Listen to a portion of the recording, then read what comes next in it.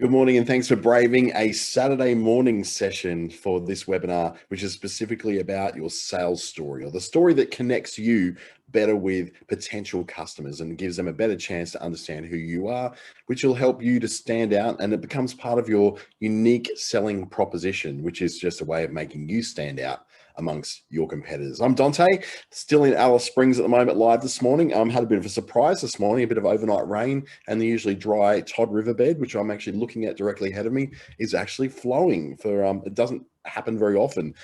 Some years it never happens, so it's actually really a big treat to get that. So yeah, the Todd River flowing, and a little bit of a treat on my final day in Alice Springs as part of a roadshow that I'm doing in the Northern Territory. So thank you again for joining me this morning. Let's get underway and get started. Now we're looking today at specific of how to build your sales story, or at least how to build a story that connects you better with the customers you want to reach and that you want to connect with.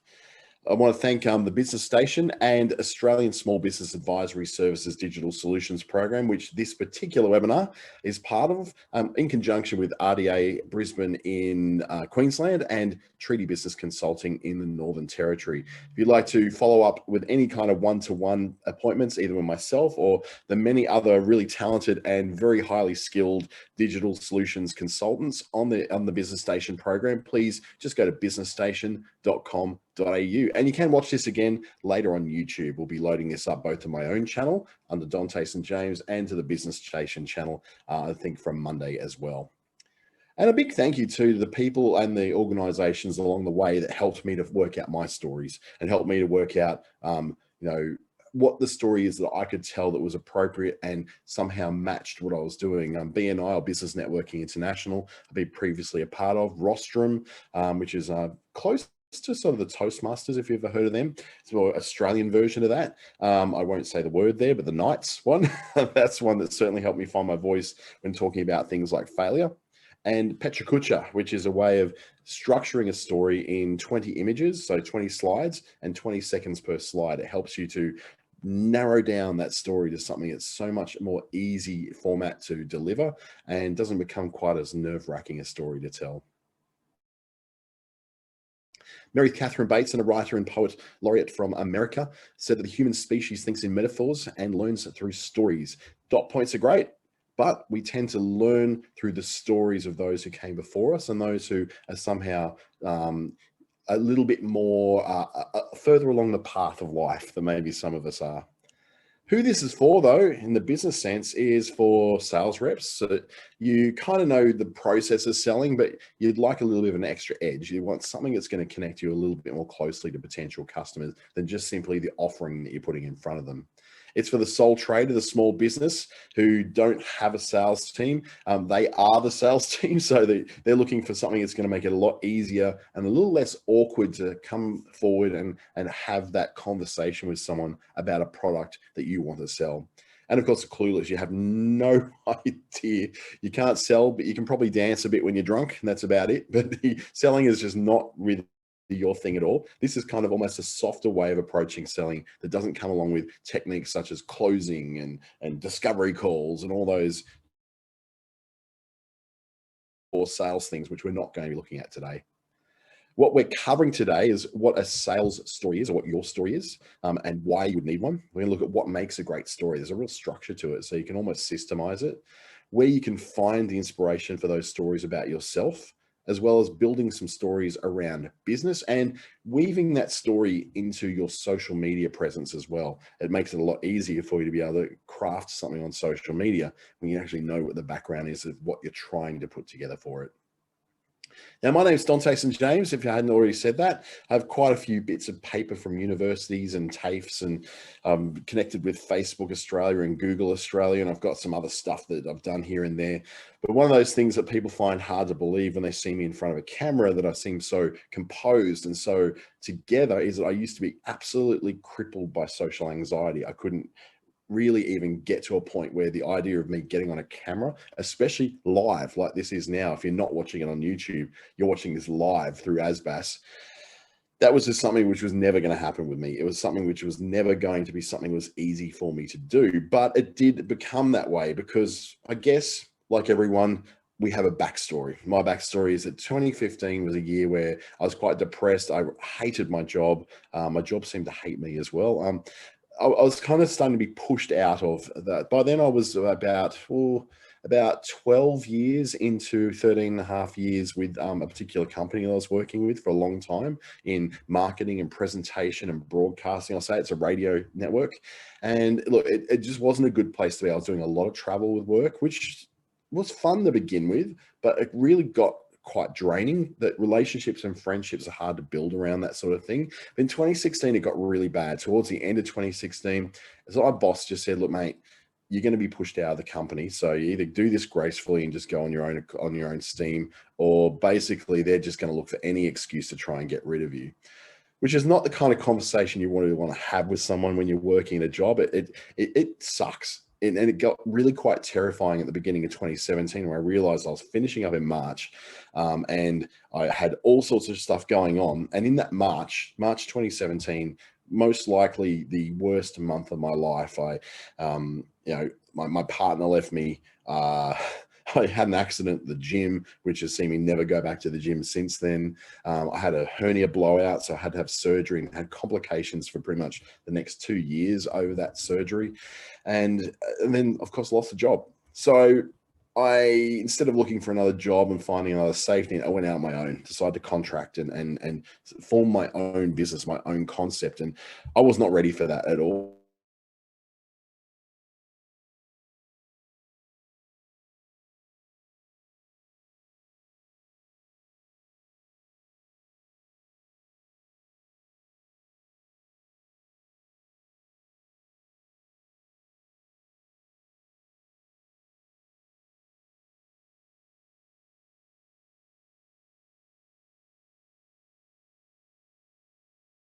Working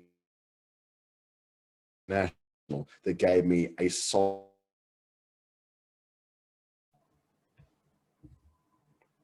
Sorry, I just went offline there for a second. Gave me a solid structure with which to share my story and to help me to become a more confident presenter.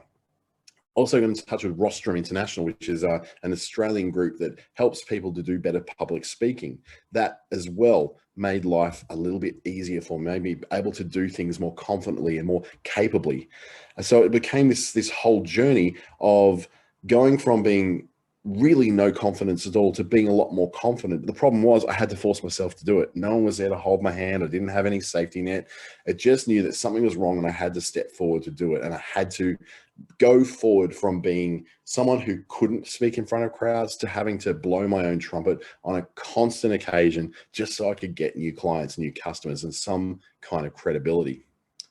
Now, that's one of my stories, and I've used something in my life to build a story around to make a point to you that there is a backstory that we all have, or there's a journey that we've all been on in some way that helps form part of the story that makes you a person. Now, I've drawn a pretty raw period of my life, which was actually a really hard period of my life, but that kind of thing can help either endear or connect you with someone who goes, yeah, I've had those periods of my life too. I'm a small business owner too. Yeah, I'm kind of feeling where you're at there, mate. I've had those moments where I wanted to give up and things got a little hard, especially if you're someone who used to work a day job and now you're a business owner. You know that feeling of having been in a place where you were miserable and you need to move on to something else. That is the formation of what essentially is a sales story, that connection to build. Now, it's human to connect. It really is, but not all stories are stories that you can use for this. A story in this sense needs to have a time and a place. The time was 2017. The place was the Gold Coast in Queensland at the moment. The main character was me, and the goal was to get from where I was to where I was going to be. But the obstacle was that I had no idea what I was doing, crippled with anxiety, and needed to get through to a resolution. And I found, I guess my heroes in that were through BNI, through Rostrum, through other organizations like Petra Kutcher and F Up Nights, which helped me to bring myself forward into a screen. So that was forming part of my story.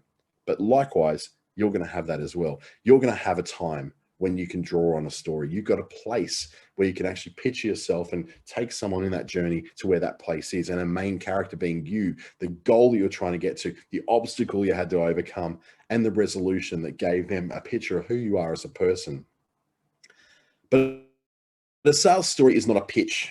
I'm not pitching myself in that story, and neither will you. It's not an ad. It's not somewhere you're going, where you want to go. That this is, the moral of the story is buy this product, otherwise you're going to die. It's not that kind of story at all. Here's a story. There's a story you can tell about this pig. Now, the story was there's this place in the Caribbean. I can't remember the name of the island now, but it's nicknamed the Island of the Pigs. And a long time ago, some people moved there to live on that island, and they took a bunch of pigs with them so they could have like a source of food to be able to eat and all that. Come many times later, that island kind of, no one was really dealing with it anymore. So they just left. But these pigs were still on the island, and they became quite feral.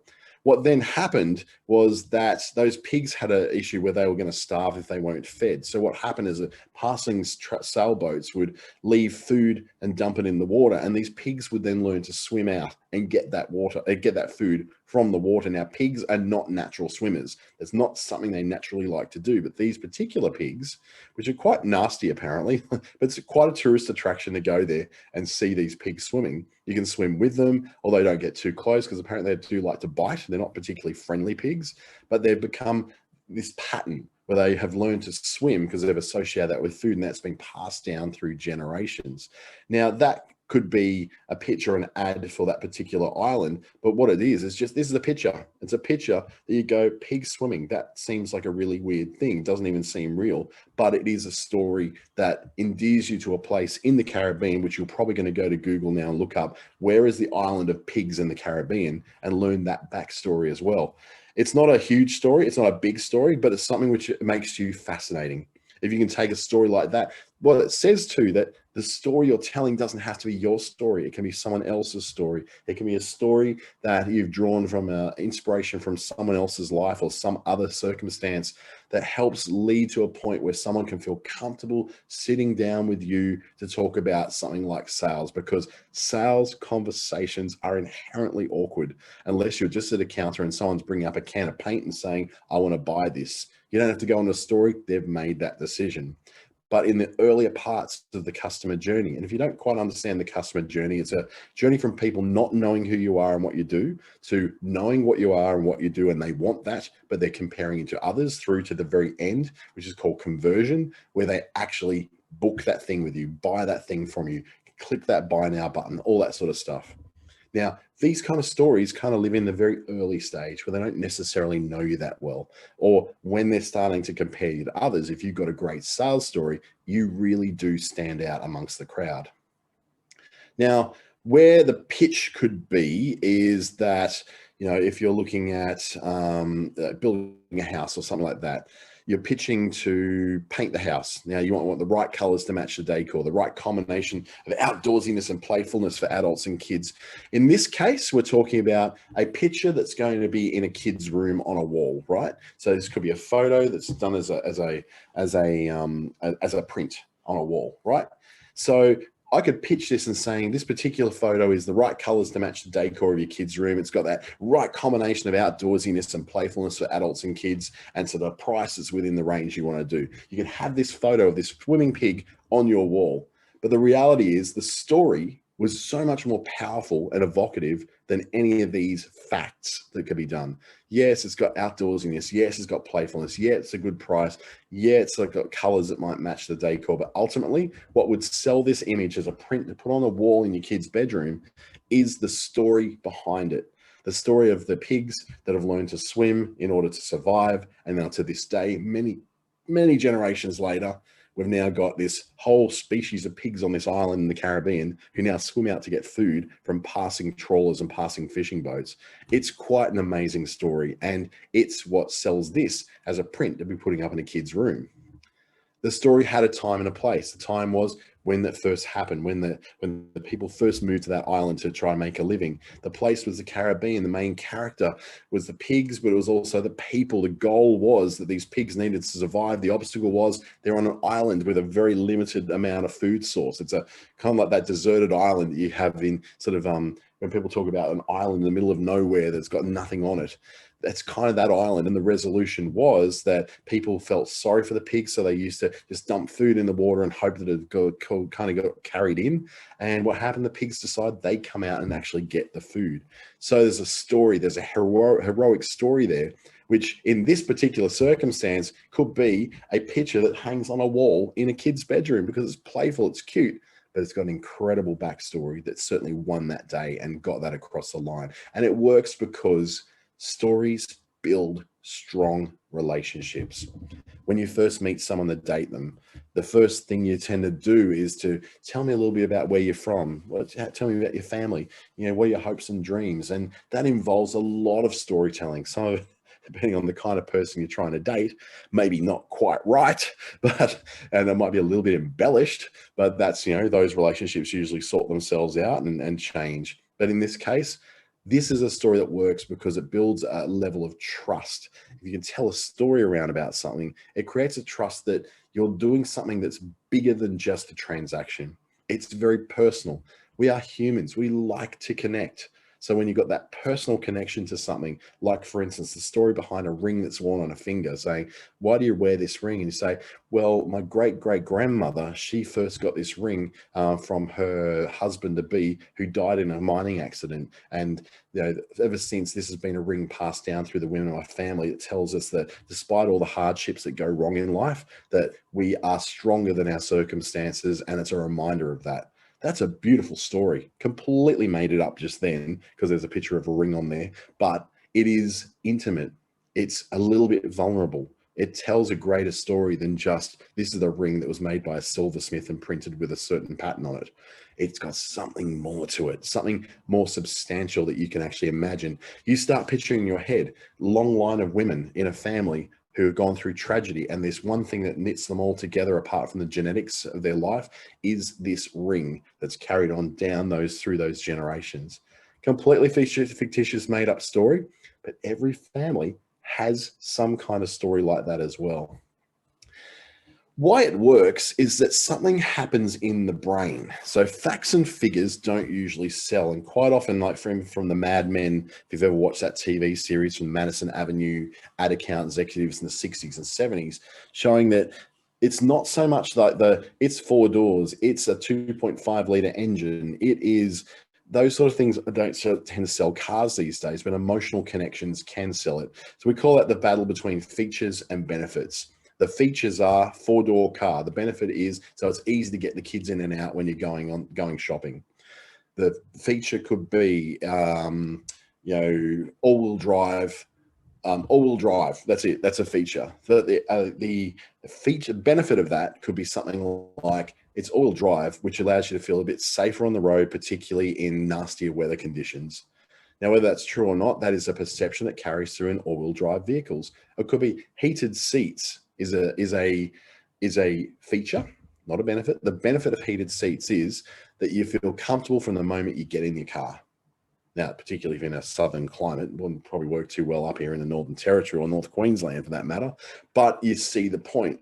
Why these sort of stories work, because something happens in the brain that fires off what we call both a combination of dopamine and serotonin. Dopamine is that really feel-good drug. It's like the addictive side of us. So if we hear a great story, we go, "Ooh, that feels really good. I can relate to that." And so you want to hear more stories. You want to hear more stuff. You want to be more connected.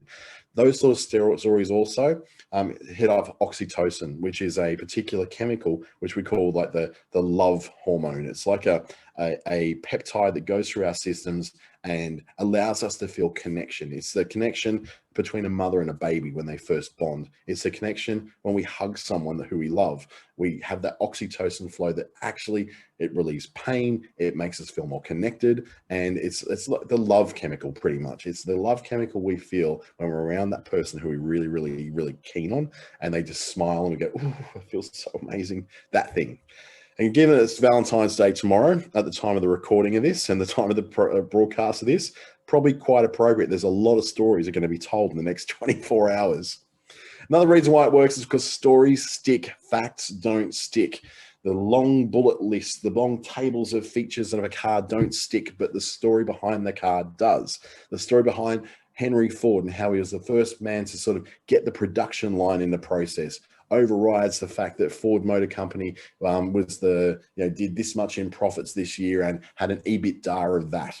It's not those things that stick. It's the story behind people like Henry Ford, like the Toyota sewing machine company that eventually became the Toyota car manufacturer.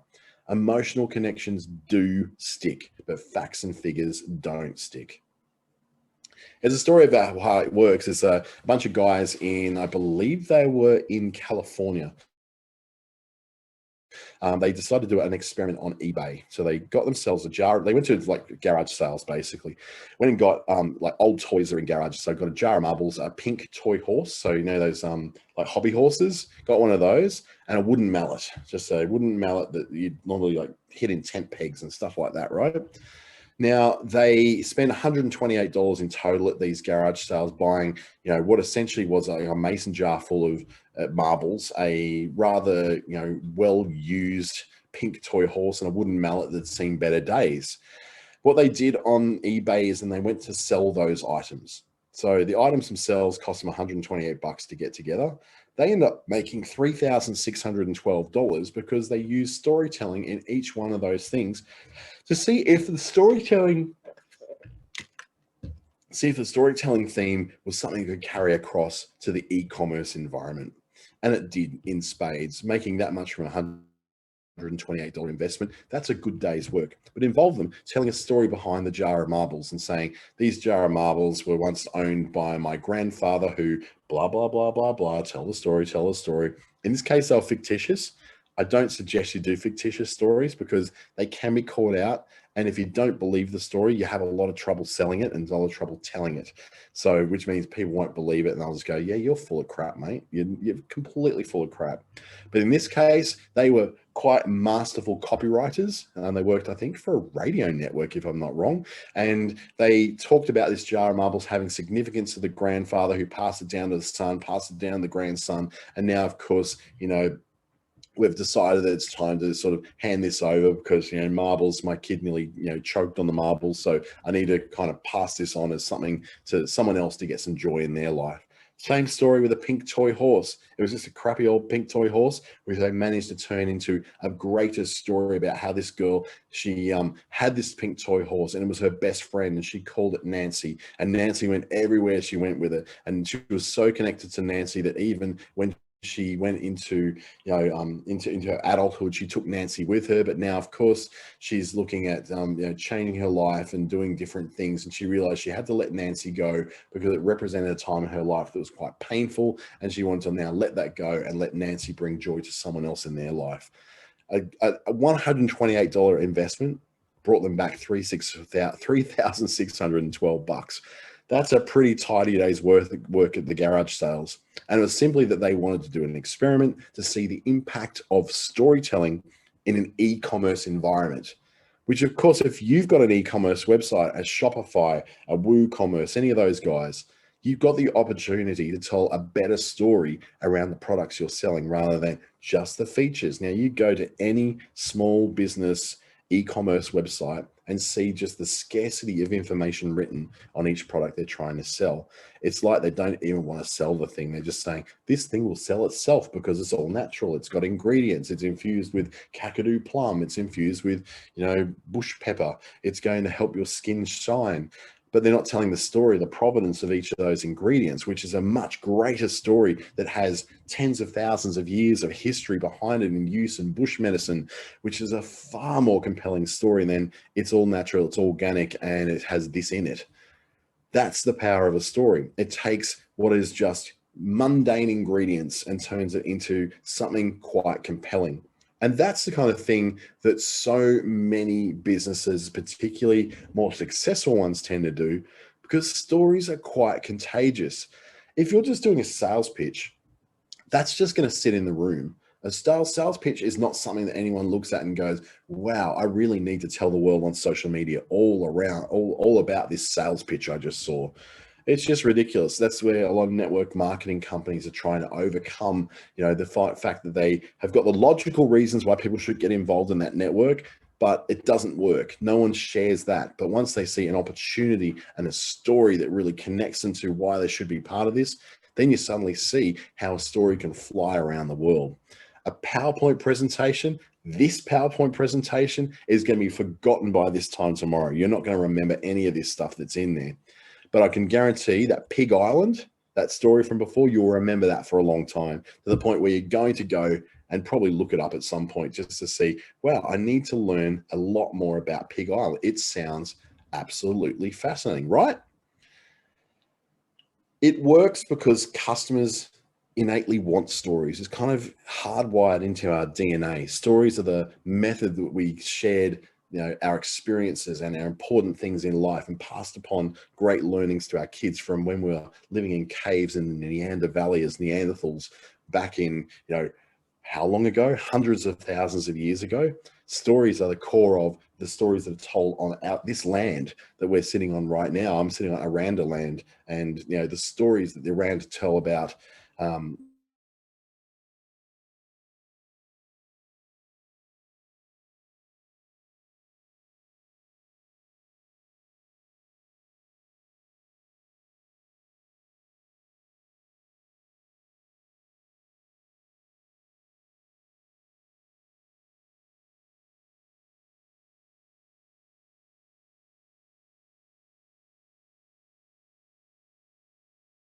McDonald's anymore to buy. It's as common as Paul Hereford beef, really. It's not really that huge a difference in nutrition, but it's spiced differently in such a way that Angus beef seems to taste that little bit better and more premium. It's not that much better than regular Paul Hereford beef, but it's been painted in such a way that it's Aussie Black Angus, the Aussie Angus burger, and it's for a limited time only. You get the taste of Australia. Now, we've somehow adopted Angus as an Australian beef cattle, but it's not. It actually came from Scotland. It's a Scottish breed that does pretty well in Australia as well, in quite fertile, cooler, heavily grassed environments. But what the secret to Angus beef isn't the taste, the grass-fed nature of it, or the grain-fed nature of it. The secret between Angus is that it's just dressed up differently by McDonald's, by Hungry Jack's, by whoever's selling Angus. In America, they have the same thing, and it's the all-American Angus burger. They've claimed the Angus meat as their own. In New Zealand, it's the all Kiwi Angus burger. In Britain, it's the all British Angus burger. But this is a breed of cattle that started off in Scotland and has kind of worked its way all around the world. The nature of the beef doesn't necessarily taste that much better, but depending on the breeding conditions and the way it's spiced and treated when it's processed into a burger patty, means that it seems like it's so much more significant than what it is. It's not that much different to the regular McDonald's patty, but they just make it a little bit thicker, so it looks like it's big and juicy and full of flavor, much more so than the regular patty. Single origin coffee is another one of those things where it just makes no logical sense why a single origin coffee from the highlands of Ethiopia will be so much different to a blended coffee that takes in a bunch of different places as what it's doing. It's not that anything's it's all the same. It's just that it's just one of those things where you go, I want the single origin coffee. It's going to cost me $2 more to get it, but man, I'm going to get it anyway because I feel special. I feel like I'm somehow supporting that subsistence farmer in the highlands of Ethiopia. It's just a really good way of painting a marketing story, essentially. And organic food is much the same. Whilst there is no scientific proof whatsoever of the benefits of organic food over non-organically produced food, there's a story that's been created around it, which is dispersed all around the world. And it's one of those things which says it's logical to think that if food is treated a certain way and grown a certain way, and if it's organic, it somehow is got a better nutritional value and it's free of pesticides, which is actually not true. Good question here from Andrew asking, wondering where is a good place to put the stories, blogs and social media posts, or it's just everywhere? This specifically is more about weaving the stories into the conversations you have with your customers. Now, obviously then they can be woven into your social media. They can be woven into your website. In your About Me page, that's a place to do it. Stories can be about the particular product. A single origin coffee isn't a single origin coffee until we tell you that it's a single origin coffee. Otherwise, you're just getting a flat white. You say, oh, it's actually a single origin flat white made from the beans particularly brought from this particular farm, where a family's been working this farm in Ethiopia for the last 30 years. The family came through the Eritrean War, and they lost their farm at one stage, were able to get it back, build themselves up from the start, and now they produce this phenomenally unique coffee with chocolatey undertones to it that really just captures the qualities of the soil, the qualities of how they treat it, and the care that they take in the way that they hand produce everything. Now, again, that's just a story I just made up on the spot. But these are kind of stories that do exist behind every product, whether it's the Angus burger, which the story behind it is that it's a high quality grade beef. It's all that sort of things. It's just a way of just going, single origin coffee is not really a big deal. It doesn't actually have much of a different quality to it unless we add the quality to it. Now, and this is a great question from Julie, does your story lose authenticity if you add links to products in it? Not necessarily. It's still a story. You're just connecting a story with those products, especially when I'm talking about organic food. The organic food, I can talk about, what's his name? Blue, who produces it out in a sort of Humpty Doo area in Northern Territory, just outside of Darwin. Blue has got this idea that he thinks that organic food is the future. He says, this is the kind of food we need if we are to survive as a species. He just decided to go, stuff it. I'm going to clear this land that I've got here of all the, rubbish that's on it. I'm going to turn this into a purely organic plot to grow vegetables to sell, a thing called organic ag. So he's done that. He's made a business out of it, and he's now brought other people in the business who are helping to expand that out. And now he produces fruit and veg boxes that are hand delivered to people's houses in the Darwin region. That's a story. A further story could be the reason why Blue decided that he was now going to be doing this. There was a long story behind it, which is all to do about health and the health of his kids and going through a health crisis of his own that actually brought him around to do that. But he can still link through to the veggie boxes he's telling in the story. And the same thing is, this is a sales story we're building here. So it's tying those into it. The ability for me to share my story much earlier on, which was a true story and very much does have a lot of pain behind it at the time, was to show you that that's part of my pitch as a person. It shows that not only have I been a small business owner who's done okay, I've done pretty well in some cases, but what it is, I actually came through some really rough times. There was an obstacle in my life I had to come over, and there was this month where things just felt like my world was ending. But within another 2 months, I just had forced myself to go through those things to make some change to get there. That adds to the credibility of me as a small business owner who trains other small business owners. It's no use just going to someone who's been a success all their life and never really had to struggle for anything and say, hey, can you help me create my small business? Because they go, yeah, just do exactly what I did. Whereas I'm saying, look, don't do exactly what I did, because it's a bloody hard road to go down. I'll show you the things I did that were successful, but I'm also going to show you the things that really messed me up and things I should never have done.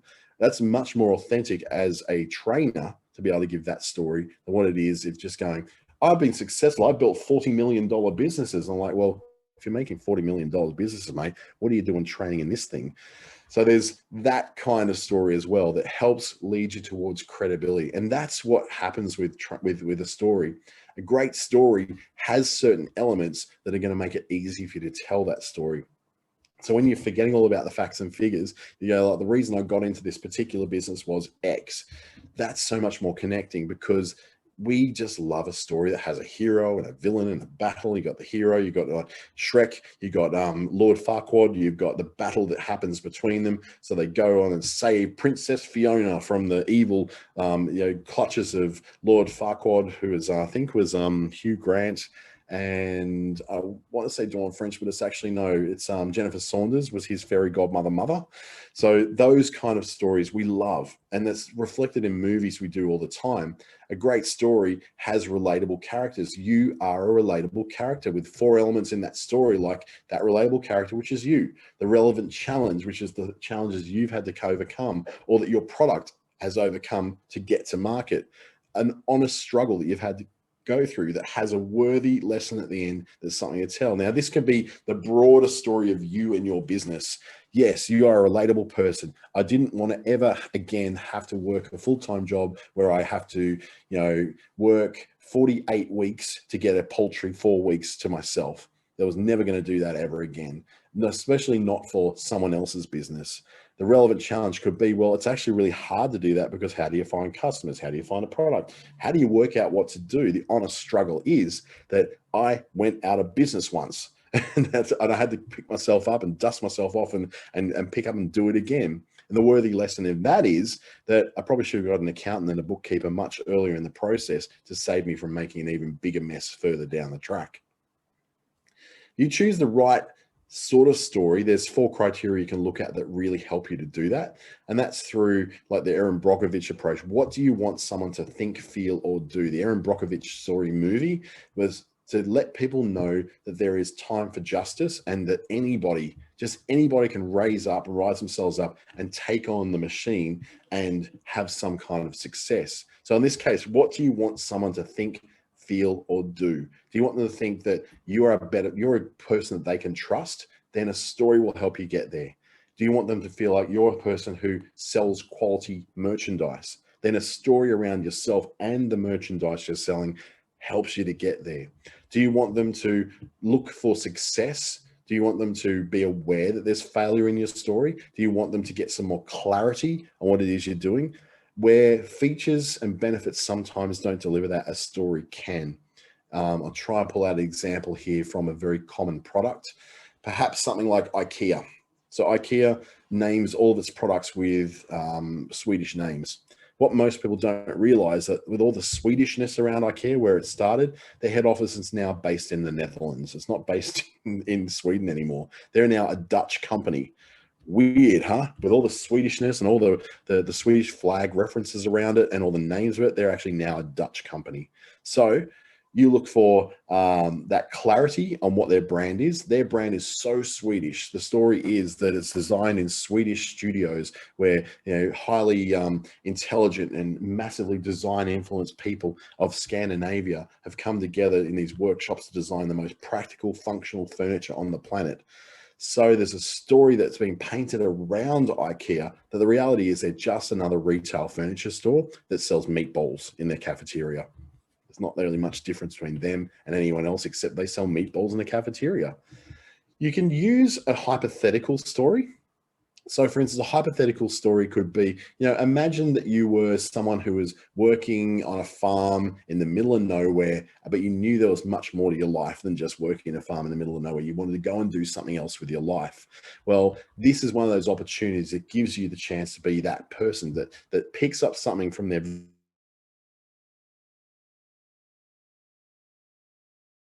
very banal and allows them to be something extraordinary.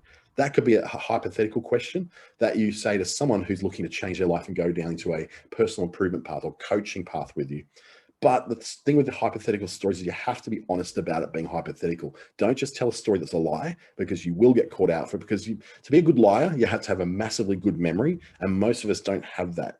So if you want to lie, you got to make sure you've got that lie really down pat, because you're going to tell it over and over and over and over again. And sometimes someone's going to call you on it. And then you go, wait a minute. I knew you when you were 16. That didn't happen when you were 16. You went to the same high school I did. And then someone upends your entire story. If you tell a hypothetical, be honest that it's a hypothetical. Otherwise, that credibility you're trying to build through a story is going to be pulled apart. Lies do not do well, especially lies in stories. And with sales stories, you will get caught out and your whole reputation will be shot. People have had to leave states, leave cities, and move other places because they've done fake sales stories that have been caught out. One of the great stories I think that's come out of a food and beverage environment is Max Brenner, the chocolate shop, right? And they're talking about this idea of this guy called Max Brenner, and it's quality chocolates. And Max Brenner doesn't exist. There's no such person as Max Brenner. There never was. He's a character that was built by 2 Israeli men who formed together this idea of a chocolate experience. And so they said, well, the one thing we have to do is build a story around what this is. And each of our shops is going to look like it's a bit of a chocolate factory. Now, there's no chocolate made in any of those stores. It all comes from a factory at a central place that then gets sent out to the different Max Brenner stores. If there's any left, like I think I've seen like one that's still around somewhere, and they used to be everywhere, but they're now kind of mostly closed down. There's a story that they've told that's not true. And when it actually came out and people started questioning who is Max Brenner, and the story came out that there is no Max Brenner, that actually harmed their brand. They created a fake story that's led to, well, we know it's led to, most of the stores are closed. It's all gone away because they created everything based upon this story of this guy who was such a into chocolate that he made this chocolate empire and all his stores having chocolate flowing through vats and all that. It's all fake. That's not even real chocolate that's flowing through. It's a viscous fluid that is colored to look like chocolate as it's flowing through. It's ridiculous the lengths they went to create a story that wasn't true. It wasn't a hypothetical. They painted a picture, pretended a guy called Max Brenner existed, and created this empire of stores that's now pretty much almost gone completely under. So there are consequences to the fake story, as in the Max Brenner story. So pick the best option that fits the outcome you want to go. If a hypothetical helps get you there, so you don't have a perfect example, but you've got a hypothetical situation.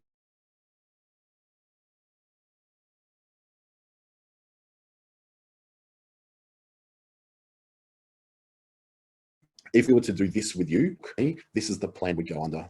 So forming a story under that can work really well. So where do you go to find these stories? Okay, that's probably an obvious question. Where do I dig them up from? I'm very good at storytelling. I came from a background of copywriting earlier on in my career with radio, writing good, putting together really good words and stories to help, the average car yard, the average plumber, the average electrician to appear bigger than they were and appear much more connected to humanity than what they actually were. Your good stories are in your own past and present. This is the primary place where you're going to get the good stuff. And all my greatest stories come out of my own experiences because I've lived an interesting life. I haven't had a very boring life. I've traveled quite a bit. I've lived in every major city in Australia except for Adelaide. And I can tell stories from each of those places and the things that took me there and the reasons why I left or moved on. Why am I in Darwin of all places on the planet? And at the moment in Alice Springs, where it's actually raining in Alice Springs in the desert. It's awesome. It gives me great stories to tell because I've got all these stories, but you don't have to be a traveling Leyland brother. You don't have to be, David Attenborough to tell a story. Each of us has a story that connects to other people. People are generally pretty average. If you've lived a pretty average life, then there's stories out of your average life that connect you to other people who are also living an average life. We're not all looking for the hero. We're not all looking for Shrek to come in and save the day. We're not all Princess Fiona. Sometimes we just want to have someone understand who we are so we can trust them enough to go, yeah, he's just like me. He has the same struggles in life as me. I'm going to choose him to work with. Or I'm going to go with her because she does connect with what I feel as well. We have something in common. And I only know that because she shared a little bit about herself when we had that conversation. You can also ask around the people in your life to tell them stories about their struggles, particularly around your product. If your product is, I'm just going to say this, probably maternity wear. So maternity wear, because I'm working with someone at the moment in another program that is producing maternity wear. So with this particular maternity wear, the struggle could be that this woman had a lot of trouble finding maternity wear that made her feel like she was beautiful. And she went through a very, and some mums, I think you're going to completely understand this. She had what she describes as a very hormonal pregnancy.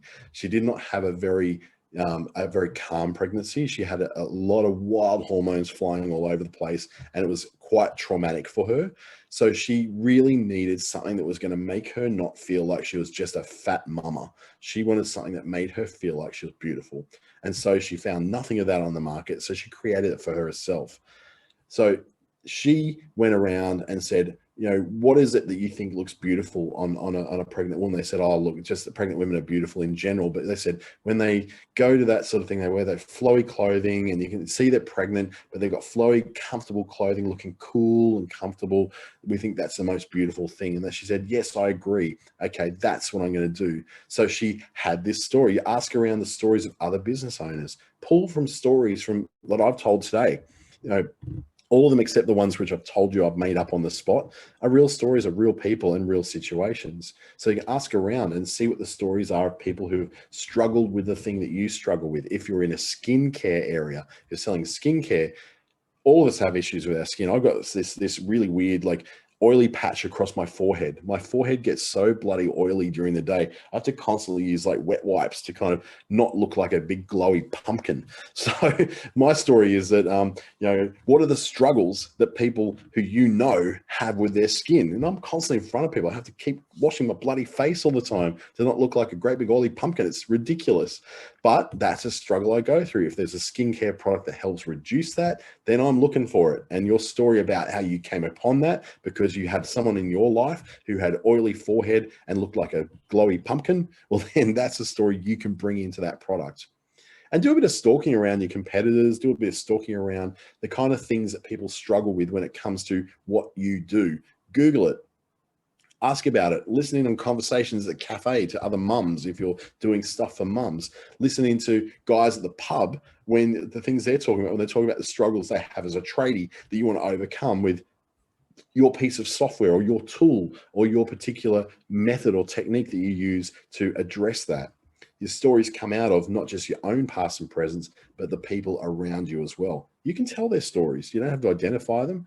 Just tell their stories, but make it clear this is not your story. This is a story of a guy you once knew, heard, or overheard at the pub, or overheard at mum's group, or it was a story you got from somewhere else. Be authentic. Doesn't have to mean it has to come directly from you. Being authentic can come from other people. Stories from customers, we might have called them recommendations or reviews, can be quite powerful as well, and they can weave into your product descriptions. So if you've got someone who says, this particular supplement made a big change in my life. I'm an early riser and quite often I wake up quite drowsy. These days, what I do, I've got this particular routine I go through, and this supplement early in the morning helps me to get up and go to the gym at 4:30 a.m. like a crazy person. That kind of stuff weaves into the story of your product. So if you've got the product and the description, what's in it, what is more powerful than that is hearing the story of someone who actually used it. So if Susie G from Wanneroo happened to use that particular product and got some value out of it, tell that story as part of your product description. That will speak way louder than whether you've got, certain proteins like, I don't know, L-leucine and all the different branch chain amino acids that are in this particular supplement. Most of us don't really care. What we want to know is, what is the outcome I'm going to get? And, if I don't know from just looking at it what the outcome I'm going to get, then I want to hear a story from someone else who's used it, someone just like me who will get that same, and hopefully I'll get the same benefit out of it that they will. And listen to what your customers tell you. Listen to the feedback they give you. Some people, you'll hear them in a shop. If you've got a shop front, you'll actually hear them talking about, oh, don't use that one. That one doesn't really do anything. This one over here, though, does really well. And you go, I wonder what they were talking about. And you go and look at it, and they're two of the same exact product that happens to, be just differently packaged. And for some reason, there's a story being shaped around one of them as not working and the other one as working. And you hear this all the time in supermarkets. Oh, don't get that cheese. That cheese is awful. Get this one. Look, it's only $1 more, but trust me, you're going to love it. And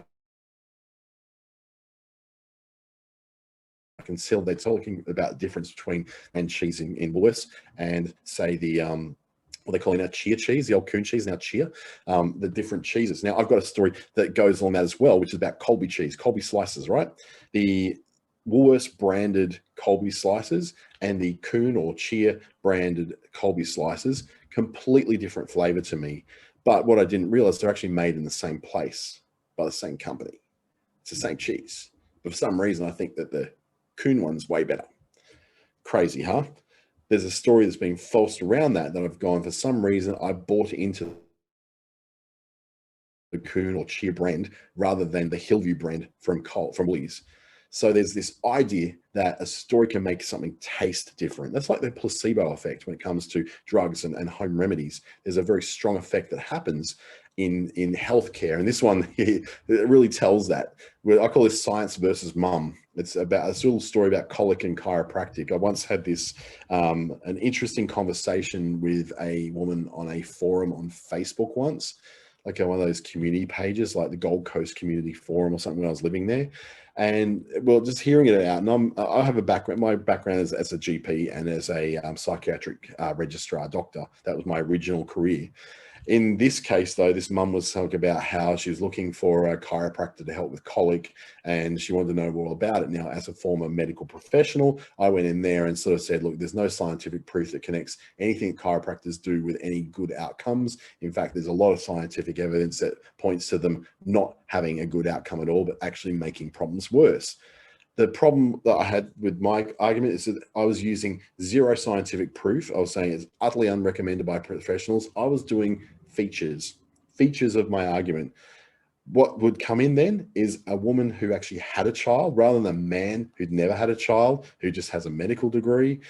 Then a woman who had a child and said, the only thing that worked to stop my baby from crying constantly is the work I did on colic with a chiropractor. And after one session, seriously, my baby was so much more calm. My baby was able to rest. I was able to rest. It changed our lives and got us through those first few months where we just had a baby who constantly crying. Now we've got a baby who actually lays down and goes to sleep, and it's such a peaceful household.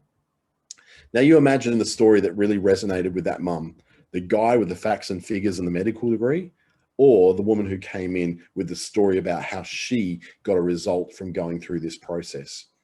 I got shouted down, and kind of rightly so. I walked into a situation trying to be an expert and a professional, and with no on-the-ground experience with babies at all in my life. Yeah, I got shouted down. The story that she told, if it was true or not, resonated much more strongly with that community than my simple list of facts and figures. I came in like a car salesman. The other woman came in as a mum who connected with her with a story about how she had success through this particular thing. Now, I still don't think that chiropractic is even a real thing. I think it's still fake as hell, but there's still tons of stories out there of people who've had change in their lives. Now, this story had some context. It had challenge. The context was it was in a forum where a mum was looking for help. She had a challenge. So the challenge was that her baby is constantly crying and can't seem to rest. The conflict in this particular story was that there was someone here with a medical degree and there was someone here who'd had a baby. The resolution was simply that I'm going to go with the person who gave me the advice, who actually has a baby and did this, rather than the guy who's got a theoretical degree, who has, no idea what babies are like. This kind of thing carries over to what I call smelly oil. So essential oils. There's, again, zero scientific proof that a bottle of doTERRA essential oils will actually do anything in your life that's positive. It's expensive, but the end result of it all is that I feel better. Now, I don't buy doTERRA oils because there's tons of oils that are way cheaper and to me are just as good. And they don't have this trademark called therapeutic grade, which is just a marketing term they made up and trademarked to make it seem like it's more medical.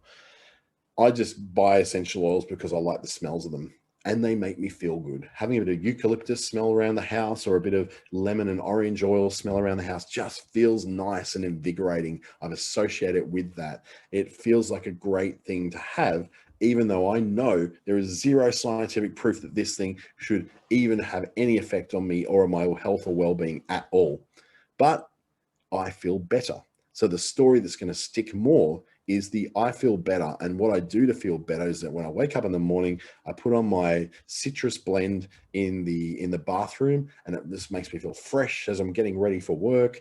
Then I go and I put in my lavender blend, which is in the office, which helps me to become calm and focused and able to get on with my day and be not as subject to distractions, right?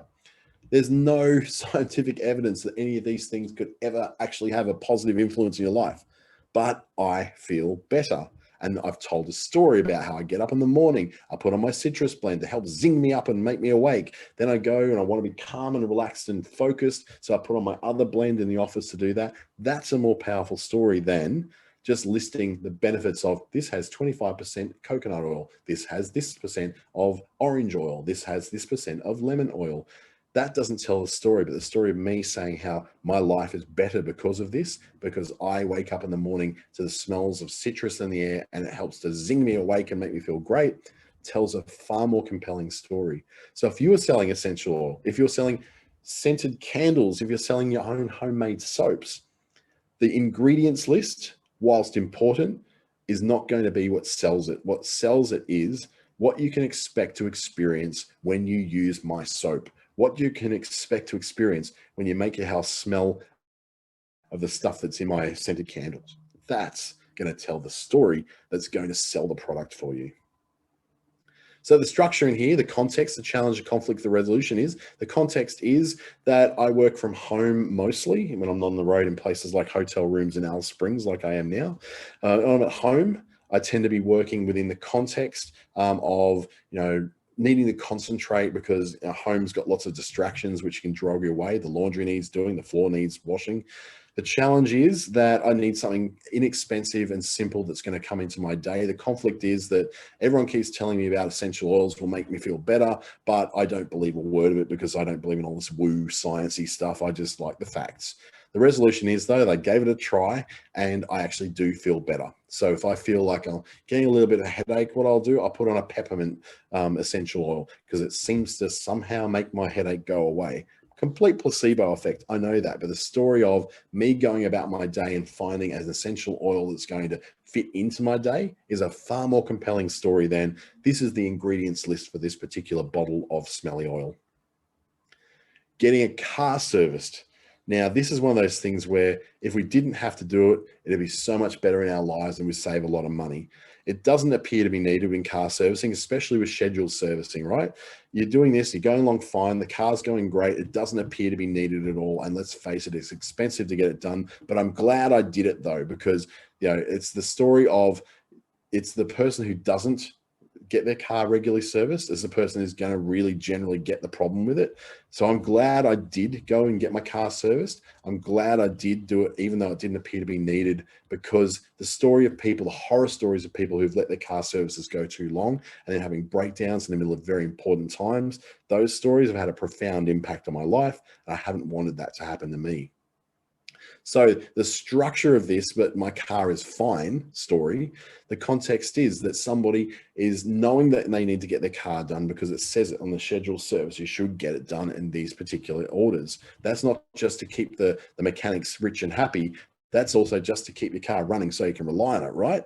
The challenge is, though, it's expensive and it's an annoyance in my day. The conflict is, do I do it? Do I don't do it? Do I do it? Do I don't do it? But I've heard these stories about people who've had horror stories from not maintaining their cars, especially in places like the Northern Territory, Northwest WA, and North Queensland, where you can get caught out of somewhere and not have anyone pass you for a day on the road. That can be a scary thing to get yourself into. The resolution was, I believe the stories, the horror stories I heard, and I decided to get it done. You could list the logical reasons why I need to get my car serviced, and it will just hit me like it's just hitting glass. It's just bouncing straight off me. But you tell me a story about how you once got caught 180 kilometers south of Alice Springs with no passing traffic and thinking you were going to die out in the desert because your car broke down. That's enough to spur me into action to get my car serviced, right? Much more powerful. So if you're doing that kind of thing where it's kind of almost life and death, really, then you're going to have a great, compelling story to be able to share with someone about how to do it. And then weaving this into your social media is, yeah, sure, you might think it's an important topic, but no one's interested. But weaving it into social media is where you try and do things like telling that story in a way that makes it relevant to the person you're speaking to. So this, I guess, is where you've got to do a bit of work on understanding who your customer is, who the target customer is, and what it is that really appeals to them in a story sense. Because yes, it is an important topic, and most people are not going to be interested in that important topic you're sharing until you give them some sense of how it relates to them. Rather than telling me what's so great about you and your product, tell me a story that gets into my heart, that gets into my head and speaks to my life. And then you'll get my attention, and I may even share that story as well. There's dot points. So this particular one is that I had a particular webinar I wanted to do on diversity in small business. And it was a really hard thing to do because it was not a story that people really wanted to know about. It was very important to me though. And I wanted to have a story that helped small businesses to think with diversity, how to spot discrimination, how to bring inclusion into their marketing as well, and but not preaching to the choir. So just going, I'm just doing this diversity thing because I know that my customers are like diversity minded, so I should do this, because it was me just going, look, this is just the right thing to do, right? But I couldn't get anyone interested in this particular webinar until I told a story. And in that story on Facebook and again on LinkedIn, which I had great success with, I told a story behind what actually happened when I was part of a problem with not hiring someone who was of a diverse nature in our organization, because I was convinced by others that he was not a good cultural fit. So this regional manager said, I was told that the regional manager is not going to like him because he won't fit in. Someone else said, do we really want a Muslim in this kind of workplace? Another person said, I don't think he is what we're looking for.